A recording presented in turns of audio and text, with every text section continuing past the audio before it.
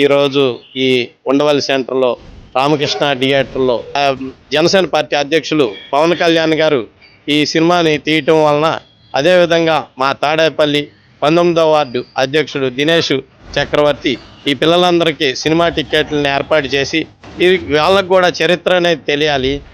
తెలిసినప్పుడు వారు సద్భావంతో ముందుకి పైకి, అంటే వాళ్ళు ఎదగటానికి చదువులోనే కాకుండా జాతీయ భావాలు పెంపొందించే విధంగా అనేక రకాలుగా ఉపయోగపడుతుందని ఈరోజు ఈ కార్యక్రమం చేయటం ఎంతో సంతోషంగా ఉందని.